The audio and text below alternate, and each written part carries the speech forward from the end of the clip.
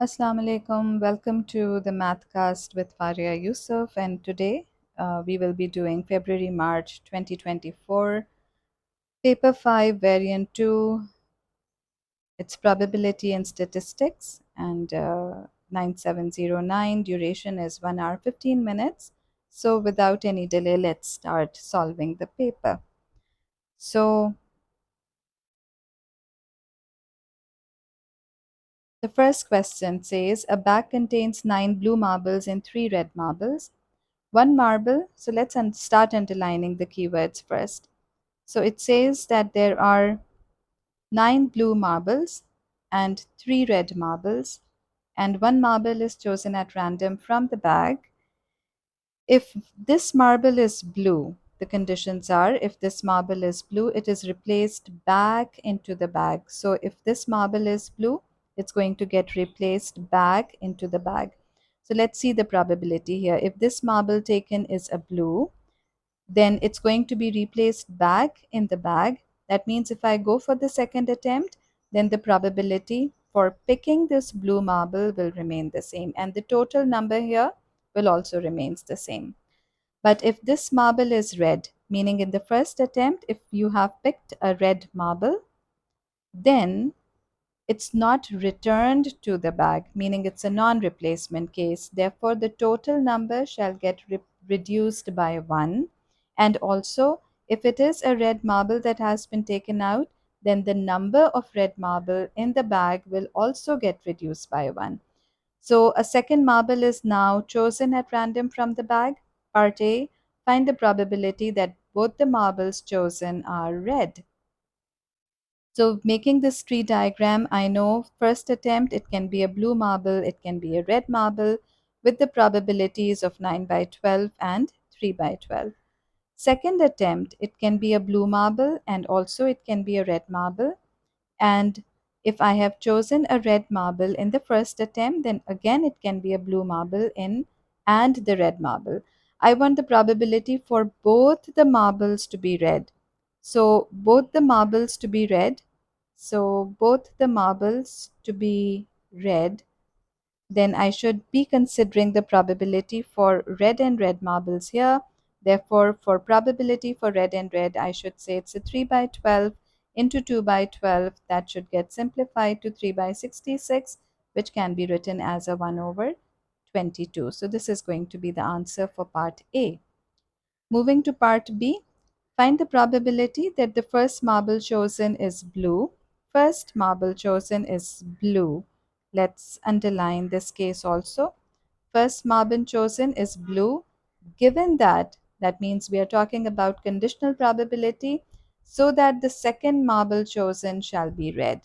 So for conditional probability, I should know that it is the probability for blue and the second marble chosen to be red. Therefore, I can say it's the probability for the first marble to be blue and the second marble to be red divided by, for all the conditions for getting a red marble in the second attempt. Therefore, I should say that in the denominator, I should be having the probability of blue red and also the probability of red red.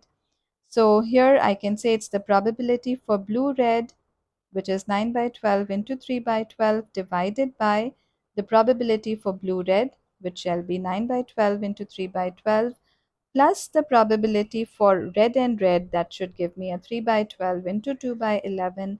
Simplifying the working, it should be a 3 by 16 divided by 41 by 176, or I can say that this probability, the conditional probability here, comes out to be 33 divided by 41. Let's move to the second question. Sam is a member of a soccer club. She is practicing scoring goals. The probability that Sam will score a goal on any attempt is 0.7, independently of all other attempts. We have the success probability of making a goal on any attempt, which is a 0.7. It is independent. And then part A says Sam makes 10 attempts at scoring goals. So 10 attempts at scoring goals here, I know that it is n, which is equals to 10. I know we have the probability for scoring a goal, which is a zero point 0.7. Then there is a failure probability, which is 1 minus 0.7 q, which is equals to 0.3. So here I know I have fixed number of trials, I have a success probability, I have a failure probability, and the events are all independent. Therefore, I should be applying binomial distribution. And the question says, find the probability that Sam will score the goal on less than 3 attempts, on fewer than 8 of these attempts. Fewer than 8 attempts, meaning it should be x to be less than 8. So x to be less than 8, that means we should be talking about all the events so that it can be no goal in the first attempt, then one goal, and then x equals 2, x equals 3, 4, 5, 6, 7, which will give me a very huge working. Instead, if I go for the opposite case, I can say for x less than 8, I can say that this is going to be 1 minus the probabilities for x to be greater or equal to 8, which should be x equals 8 plus the probability for x equals 9 plus the probability for x equals 10. Therefore, it should be 1 minus, I should be writing the binomial distribution formula here. The binomial distribution formula for the probability for x to be equal to x, that should be NCR p to the power r and q to the power n minus r. So applying this formula for x equals 8, I got 10c 8.7 to power 8.3 to power square. Probability for x equals 9, 10c 9, 0.7 to power 9 and 0.3 to power 1. X equals 10, so it's 10c 10.7 to power 10 and zero point 0.3 to power 0, and this will give me 1 minus 0.38278, or the probability for x less than 8, that should be equal to 0.6172, which should be the answer here. Part B, find the probability that Sam's first successful attempt will be before her fifth attempt. So it's just that it should be before the fifth attempt. So if it is before the fifth attempt, that what I see here over here is that it's just an open-ended question where we are not saying that there are fixed number of trials. So if there are no fixed number of trials, then obviously I cannot apply the binomial distribution, but I should be going for the geometric distribution where we can have repeated number of trials up till the fifth attempt or just before the fifth attempt. So here the probability was a zero point 0.7 and the failure probability is a zero point 0.3. Geometric distribution, which is for the parameter of success probability, so x, so that it's with the geometric distribution with probability 0 0.7. So the outcomes, if I make the tree diagram, there are repeated outcomes. There can be several outcomes before the fifth attempt. I can say that the first successful attempt for scoring the goal can be, it can be the first attempt, which is a P, or I can say it's first the failure and then the success, Q times P. Then I can say it can be failure, second attempt failure, and then the third attempt the success. Therefore, it should be Q, Q, Q times P. Or I can say it could be Q, Q, and then Q, first three failures, and then fourth time the success. So this can also be the probability of getting a success attempt before the fifth attempt. So it is the probability so that it can be a p plus qp plus q square p plus q cube p. It can be a p plus qp. Let's start marking them here. It can be a q, it can be a p, then it can be a qp, or we can say it can be a q, q, and then a p, or we can say that it can be a q, q, and then a p, or this is how the outcomes can be going. It can be a p, qp, qrp, qqp, and a q, and then If I just want to have a simplified working, I can say that this shall be equal to 1 minus the only probability which does not follow the success probability in any of the four attempts, which is 1 minus q to the power 4, or I can say that this is 1 minus zero point 0.3 to the power 4, which gives me 0.9919. So this is going to be the answer here. Part C of the same question, it says, Wei is a member of the same soccer club. He is also practicing scoring goals. The probability that Wei will score a goal on any attempt is zero point 0.6, independently of all other attempts. So I have the success probability, which is independent, and Wei is going to keep making attempts until he scores 3 goals. Find the probability that he scores his third goal on his seventh attempt. So third goal on his seventh attempt. So if I've just made all the 7 attempts here, then his third goal is going to be on the seventh attempt, and the first 2 goals can be at either of the first 6 attempts that he has already made. So here, out of the 6 attempts, I am restricted with 2 success attempts. So applying the binomial distribution formula, I can say this is 6C2. Again, if I write the formula, then the binomial distribution here is given as NCR, P to the power R, and Q to the power N minus R. So if that is the case, then applying n as 6 attempts, restriction, I wish I should be having 2 goals in any of the 6 attempts that I have made. So it's 6C2.6 to the power 2.4 to the power 4, which gives me a 0.13824. So scoring 2 goals in the first 6 attempts, probability is 0.13824, and seventh attempt he has to make a goal, and the probability for this attempt is a zero point 0.6. Therefore, the probability should be 0.13824 times 0.6, giving me the answer as 0.083 as 3 significant figures here. Question 3.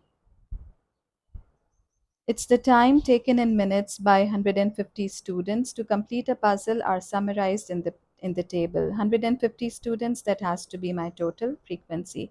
Time taken is given and in different groups starting from 0 to 20, then 20 lesser or equal to t, then 30, 30 lesser or equal to t less than 35, 35 lesser or equal to t less than 40, and then 40 lesser or equal to t less than 50, and 50 lesser or equal to t, which is less than 70. Frequency for each group is also given here. Now, I'm supposed to make the histogram to represent this information. So if I'm supposed to make the histogram, then I should know that on the x-axis, I should be having the class width, and on the y-axis, I should be having the frequency density. Here, I should be having my frequency density. So class width shall be 20 minus 0, which is a 20, 30 minus 20, which is a 10, 35 minus 30, which is a 5, 40 minus 35, which is a 5 again, 50 minus 40, which is a 10, and then 70 minus 50, which is a 20. These are going to be the class widths for all the different class intervals that are already given here. Frequency density is calculated by the formula frequency divided by the class width. So it's 8 divided by 20, 0.4, 23 divided by 10, which is a 2.3, 35 divided by 5, that gives me a 7, 52 divided by 5, 10.4, 20 divided by 10 is a 2, and then 12 divided by 20, which is a 0.6.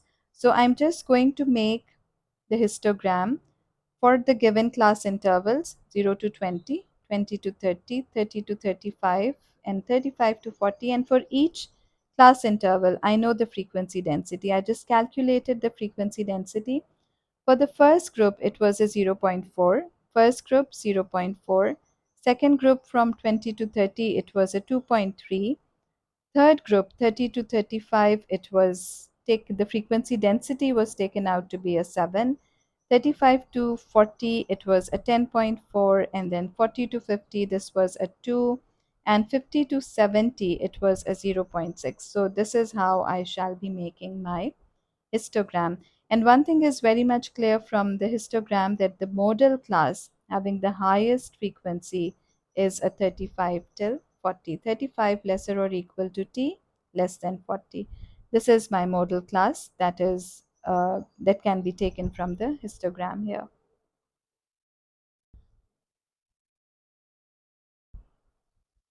Part B. Calculate an estimate for the mean time for these students to complete the puzzle. Now here they are asking for the mean time, and for the mean time I should be knowing the formula. The formula is, for group data, it is the mean, which shall be equal to summation of fx divided by summation of f. So the only working that is required here, because the time is given in different intervals, so the only working that is required is to get the mid value of the given class width. So the mid value of the given class width from 0 to 20 is a 10, 20 to 30 is a 25, 30 to 35, the mid value has to be a 32.5, 35 to 40, it should be a 37.5, and 40 to 50, it should be a 45, and 50 to 70, it should be a 60. So these are all the mid values that should be taken out first to get the mean time taken here by the students. We know the frequency that was also given in the question. So the only working now left is to find summation of fx, which should be 10 times 8 plus 25 into 23 plus 32.5 into 35 plus 37.5 into 52 plus 45 into 20 plus 60 times 12, and this all should get divided by the total frequency, which should be 150. So I'm getting the mean as 4823 divided by 150, which gives me a 32.15, or up to three significant figures. I should say that the mean time taken by students to complete the puzzle is 32.2 minutes. Part C. In which class interval does the lower quartile of the time lies? So lower quartile of the time. So lower quartile represents 25%. Lower quartile, that represents 25% or of the frequency, 25% of frequency, or I can say it's one fourth of the frequency. So one fourth of frequency is one fourth of 150, which is a 37.5. Now just remember, we are talking about the frequencies here. We are talking about the frequencies here, and from the frequency I shall be finding out the lower quartile. So for the time, lower quartile for the time. So let's see where 37.5 term lies in the frequency. So to do that, let's go back to the table. This is the table that we have. Let's see that in the first group, it's a total frequency of 8. Getting the cumulative frequency, it's 8 plus 23, which gives me a 31. I need a 37.5, therefore I will go for 31 plus the next frequency, which is a 35. This is a 66, meaning 37.5 shall be lying in this group, and this group represents the time, which is 30 lesser or equal to t, which is less than 35. Therefore, the class interval in which the lower quartile lies shall be from 30 lesser or equal to t less than 35 minutes. Now let's move to question 4. A company sells small and large bags of rice. The masses of the small bags of rice are normally distributed with mean 1.20 and the standard deviation, which is a zero point 0.6. It's normally distributed, mean 1.20 kgs, and standard deviation of 0.16 kg. For normal distribution, we know that the parameters are mu, the mean, and the standard deviation square, meaning the variance here. Both the values, both the parameters are given. It's 1.20 and 0.16 the whole square. Question says, in a random sample of 500 of these small bags of rice, how many would you expect to have a mass greater than 1.26 kgs? 1.26 is greater than the mean, which is 1.20. Therefore, I have made the Bell diagram here, and 1.20 is representing the mean, the x values, and I need to get it for 1.26. So this is my line representing 1.26. It's x to be greater than 1.26. Therefore, this is the shaded region that I should be considering here. So to find the probability, what I know is I have to convert it to the z-value first. And for this z-value, if p is x greater than 1.26, then I should say that it's the probability for p for z to be greater than x minus mean over standard deviation. I know the value of x, it's a 1.26. I know the value of mean, it's a 1.20. I can get the z value here. The z value here comes out to be 1.26 minus 1.20 divided by 0.16, which is z to be greater than 0.375. So to read the 0.375, I should be taking help of the table, the z table or the normal distribution table. So I want my z value for 0.37 and 5. So 0.3, I should be considering this z for 0.3 here. So it's 0.3, and then 7. So this 7 for 0.3, if I take help of my scale,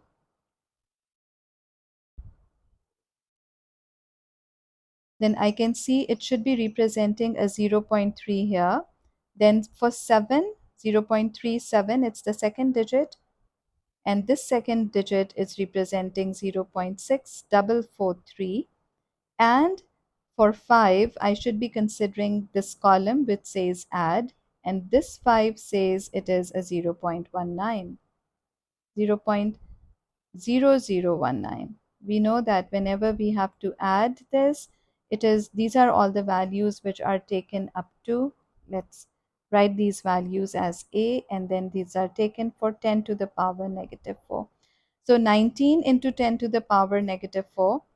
So for z to be 0.375, we have taken the values as 0.6443 plus 19 into 10 to the power negative 4, or 0.0019. Adding these values, it's 0.6462. So with 6462, now I have the probability, which is 6.642, and this probability is basically this probability here, which is 0.6462. The table always gives us the probability which is taken from the zero value, meaning it should be taken from the left coming up till the x value, which is a 1.26. But we want the probability which is shaded in red, and we know that the entire probability under the curve is a 1. So I can say that to get the probability for x to be greater than 1.26, I should say it is 1 minus 0.6462, which shall give me a 0.3538. So then this is going to be the answer here for the probability for the region for x to be greater than 1.26. So after that, now let's look at the question. The question said, how many would you expect? How many would you expect? So they are asking for expectancy, meaning they are asking us to get the expected number or the mean value. So for normal distribution, we know that the expectancy is given, or the expected number is given by the formula, which is Ex equals NP. We have N, that was also given in the question. It was 500 of these small bags. We have N, which is a 500 times the probability which we have just calculated as 0.3538.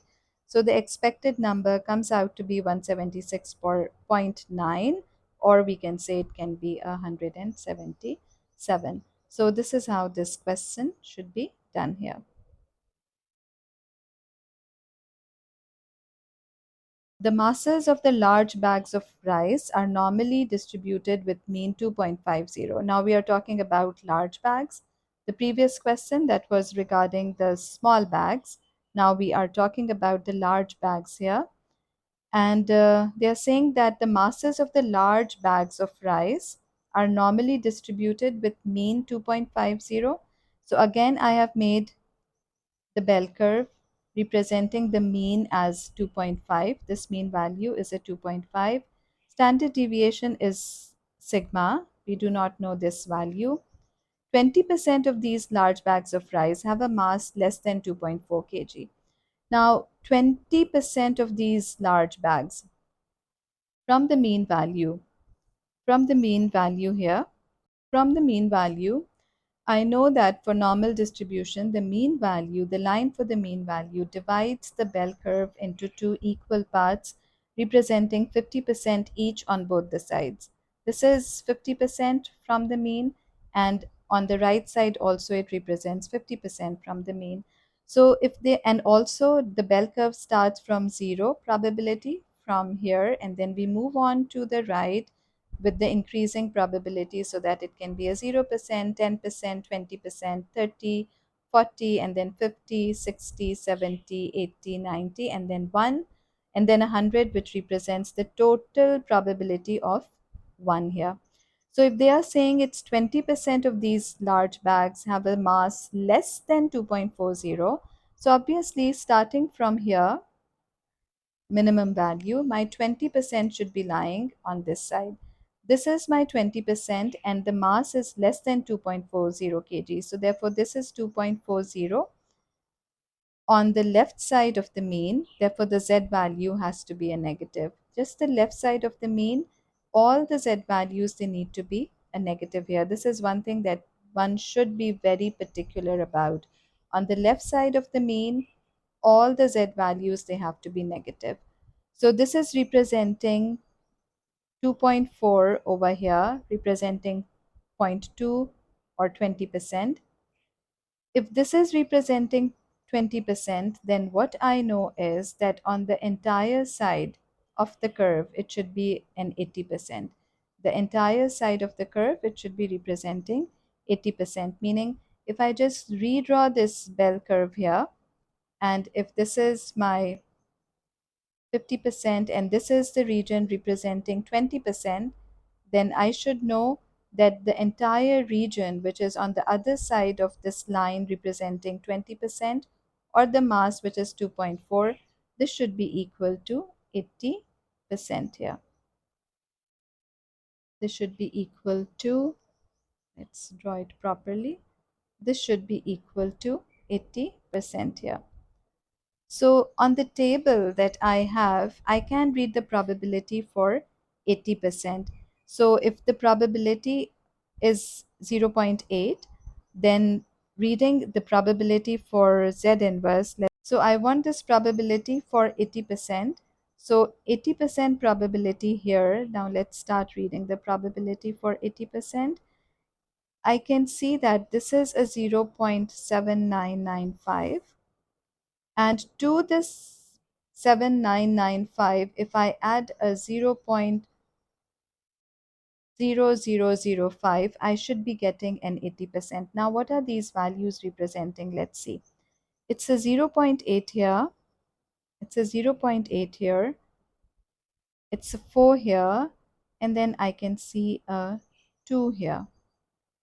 So I can say that for Z inverse, for Z, for the probability for 80%, I can see that my phi inverse for 0.8 shall be equal to Z, which is 0.84 and then 2. 0.84 and then 2. So let's see. Probability for 80%, 0.8. My Z was equal to phi inverse the probability phi inverse P, and from the table we just saw that this probability came out to be 0.842. But then because it was less than the mean, I should be very particular in writing my Z with the negative sign. So z equals x minus mean divided by standard deviation. Substituting the values that I have, z is negative 0.842, x is a 2.4, minus the mean, which is a 2.5, and I do not know the standard deviation, which is sigma in this case. So solving it further, I can say that this sigma equals 2.4 minus 2.5, which is a negative 0.1, divided by negative 0.842, which shall be equal to 0.1187, or I can say that this sigma value is 0.119 here. So this is how I should be finding the standard deviation value here. A random sample of 80 large bags of rice is chosen. Now, random sample of 80 large bags is chosen using a suitable approximation. So, suitable approximation, therefore, I should be keeping in mind that I have to apply the correction error here. So, suitable approximation to find the probability that fewer than 22 of these bags of rice have a mass less than 2.40 kg.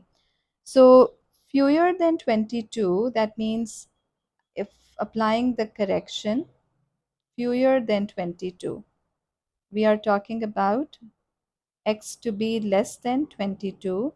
So if I apply the correction, I should say it's a plus minus 0.5, which can give me a 21.5 up till 22.5.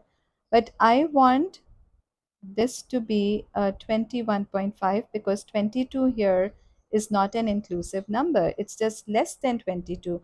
So when I apply the correction, I should know that after the correction, my x value should be a 21.5. So this is one thing that I can just take out from the data before even starting the question.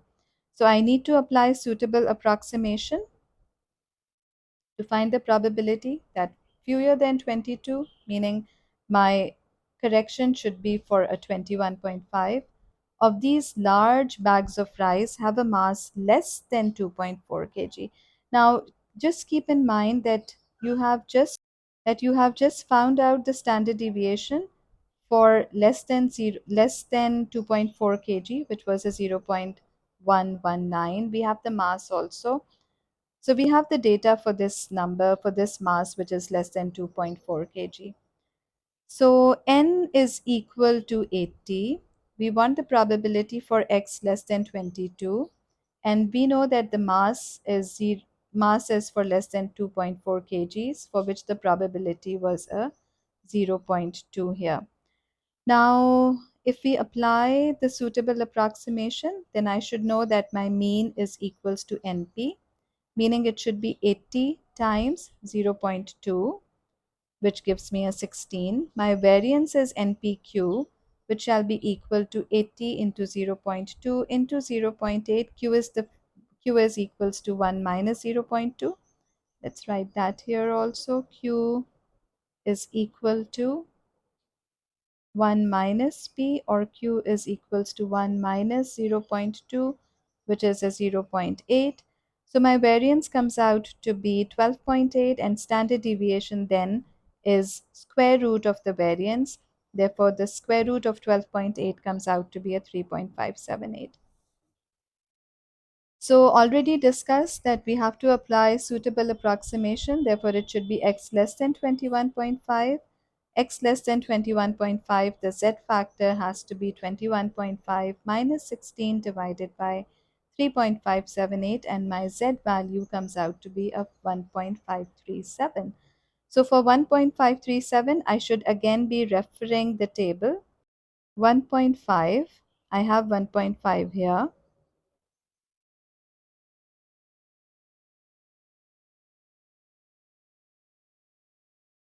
I have this 1.5 here, 1.5, then it should be a 3 value here, which gives me a 0.9370. So I have this as 0.9370, and I should be adding a seventh value also. So seventh value here is representing and 8.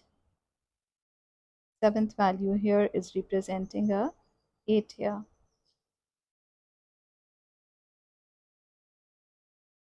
So to 0.9370, I should be adding 0.0008.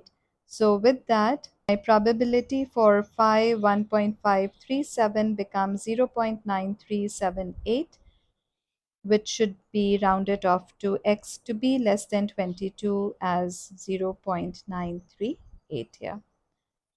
So using suitable approximation, find the probability for less than 22 of these bags. So we have applied suitable approximation, and here we have found out the probability as 0.938.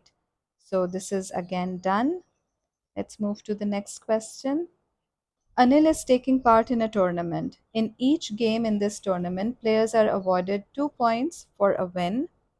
Now let's start highlighting 2 points for a win, 1 point for a draw, and 0 point for a loss.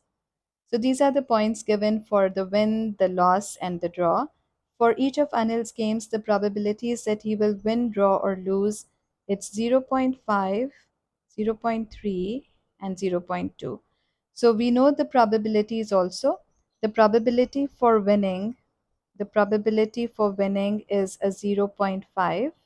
The probability for a draw is 0.3, and the probability for losing the game is a 0.2.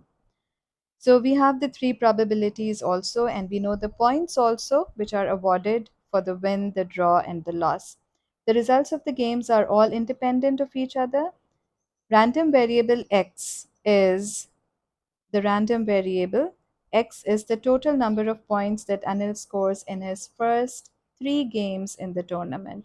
So first 3 games in the tournaments. First 3 games in the tournaments show that the probability for x equals 2 is a 0.11 and 4. So here we have to show that x equals 2, meaning x is the total number of points. So the total number of points that he gains or he achieves in the first 3 games, this probability shall be equal to a 0.114. So here we are going for discrete random variables. We have a fixed or discrete probability for the events in which we can say that Anil can score uh, maybe a 0, maybe a 2, maybe like different numbers that we will be finding out later. So, but at the moment, we have to show that for scoring x equals to 2, the probability shall be 0.114. So 2 points for winning, 1 point for losing, and then 1 point for the draw and 0 point for the losing here. So let's draw a sample space.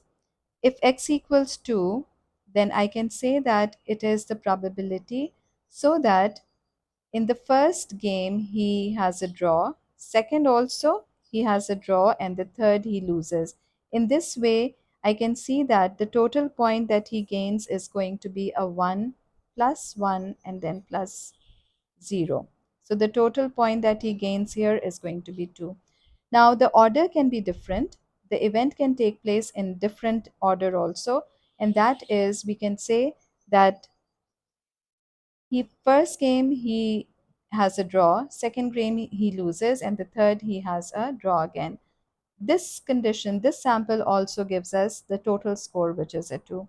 Or we can say that it is going to be the first game as a loss, then the consecutive second one as a draw, so that again we can say that this is also giving us the total, which is a 2. Also, there is a sample space where we can say that x equals 2 so that he wins the first game and loses the second. He loses the first game, wins the second, and loses again. Or he loses the first 2 game and wins again. So losing point here is a 0. So this 0 plus 0 plus 2, that gives us the total, which is a 2 here. So let's go back to the probabilities. For x equals 2, I can say it's a draw, draw, and the loss. And there are 3 sample spaces for this condition. So the probability for draw was equal to 0.3, again a zero point 0.3 times the loss, which is a zero point 0.2, times 3, and then win, loss, and then loss. And this, there are also three sample spaces, three number of ways in which this probability or the total score was equal to a 2. So I can say it's a zero point 0.5 into zero point 0.2 into zero point 0.2. Both of them, they are getting multiplied by 3. So I've taken this 3 common and finding out the probability so that x equals 2, this comes out to be a 0.114 here. Moving to the next part. Here, complete the probability distribution table for x. So probability distribution table for x, he scores a 0, 1, 2, 3, 4, 5, and then 6. For 2, it was 0.114, which we already showed in the previous part. We have to find it for the probability for x to be 0, meaning the score to be 0. So obviously he scores a 0 only if he loses all the three games. Losing probability is 0.2, so it's 0.2 to the power 3. That gives me a 0.008. Probability. So the probability that he scores a 1, it can be a draw. We can say that it was a draw and then the other two losses. Or changing the order, it can be the first loss, the second draw, and the third game a loss again. Or it can be the first and second as the loss, as the games he lost, and then the third one he wins.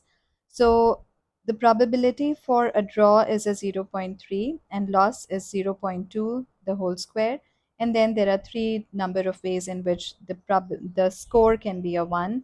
Therefore this probability times 3, and the probability here comes out to be a 0.036. For x equals 5, I could have also said here that this is going to be 1 minus for x equals 5. I could have also said that it is 1 minus 0.008 plus 0.036 plus 0.114 plus 0.207 plus 0.285 and a plus 0.125. Or I could have said that this is going to be a win, win, and then draw, or changing the order, win, draw, win, or also it could be a draw, win, win. So winning probability was 0.5, so 0.5 the whole square into 0.3 times 3 for three number of ways, and this probability comes out to be a 0.225. So this is how I shall be completing my probability distribution table for x, which is the scores that he could have made in his first three games. Third part, find the value of the variance. Variance is given as summation of x square p minus mean the whole square. Mean, expected mean is given by summation of xp for discrete random variables. We have the table, we have all the values, so I can say it's a 0 into 0.008 plus 1 into 0.036 plus 2 into 0.114 plus 3 into 0.207 plus 4 into 0.285 plus 5 into 0.225 plus 6 into 0.125, which comes out to be 39 by 10, or I can say that the expected score is a 3.9. Summation of x square p from the table, it's just that x value needs to be a squared. First value becomes a 0. Second one, it's 1 square into 0.036, 2 square into 0.114 plus 3 square into 0.207 plus 4 square into 0.285 plus 5 square into 0.285 plus 6 square into 0.125, and my summation of x square p comes out to be 17.04.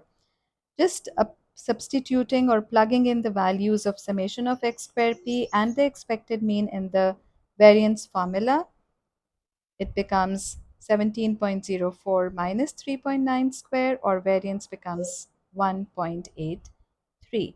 So this is how this question also gets completed. Question 6th. A new village social club has 10 members. n equals 10, of whom 6 are men, number of men is 6, 4 are women, number of women is 4. The club committee will consist of 5 members. So restriction is for 5 members for the committee to be made.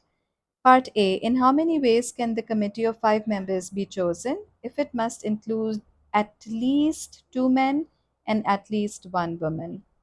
And starting the working, at least 2 men. So I've started with the minimum number of men that is required, which is at least 2. So to make a committee of 5, if 2 men are there, then obviously number of women should be a 3. Plus, if 3 men are there, then the number of women should be a 2. And then if 4 men are there, then the number of women should be a 1.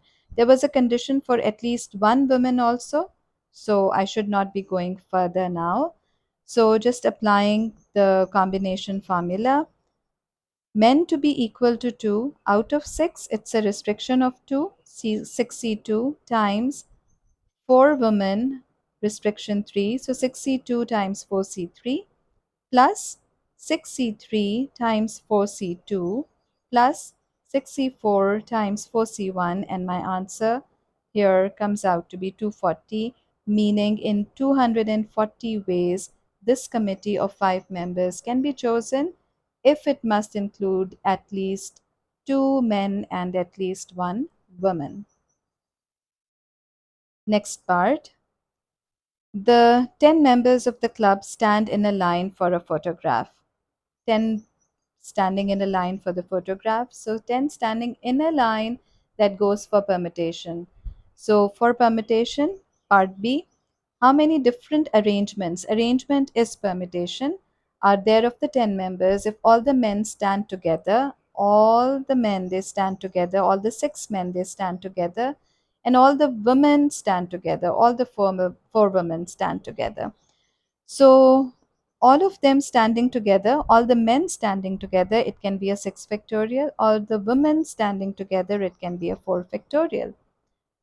And then there are 2 ways. It can be first men and then women, or I can say it's first women and then men. Therefore, I'm multiplying it by number of ways, which is a 2. So it's 2 times 6 factorial for men times 4 factorial for women. That should give me the answer as 3, 4, 5, 6, 0, which can be the different arrangements for these 10 members here. Part C. For a second photograph, the members stand in 2 rows with 6 on the back row, 6 on the back row, and 4 on the front. So 4 on the front here. Ollie and his sister Petra are 2 of the members of the club. How many different arrangements are there of the 10 members in which Ollie and Petra, 2 people, stand next to each other on the front row? So these 2 people, they will be standing in the front row but together. So for the back row, obviously, if there are total 10 members, then excluding these 2, I shall be having 8 members left for whom I should be making the arrangement, because for Ollie and Petra, we have the condition that they should be arranged in the front row. So out of 8, 6, there is a restriction for 6 to be at the back. Therefore, it's 8p6, the arrangement for back, 8p6 for the back row. And then for the front row, it's Ollie and Petra here. So for Ollie and Petra, obviously it can be Ollie and Petra, or it can be Petra or Ollie, meaning they have to be arranged, they can be arranged in 2 ways. So it's going to be 2 times, and then it should be 2 times, and then I should say that 8p6 was the arrangement for people to be arranged in the back row. So after that, the 2 people will be left. So if I have arranged this Ollie and Petra for 2 types of arrangement so that it can be OP or PO, then the 2 people who are left here can be arranged as 2 factorial or 2p2. 2 factorial or 2p2 here. Then I can see here that Ollie and Petra together, they are making one unit, and this one unit can be arranged so that it's the first and the second row in the first and the second arrangement in the front row, or it can be in the second or the third in the front row, or it can be the third or the fourth in the front row. So there are three possible ways in which these two brother and sisters, they can be arranged together in the front row. So for the front row, it's two ways for Ollie and Petra, meaning OP or PO.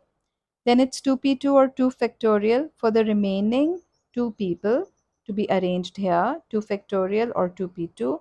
And then there are three ways in which Ollie and Petra can be arranged so that they are all together.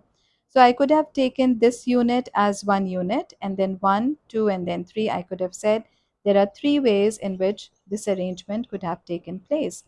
So in all, the different arrangements, the number of arrangements that can be done for the back and the front row together can be 8p6 into 2 into 2p2 into 3, which gives me the answer as 241920. So this is the end of the paper. Wish you all the best. Wish you all the best for your S1 paper.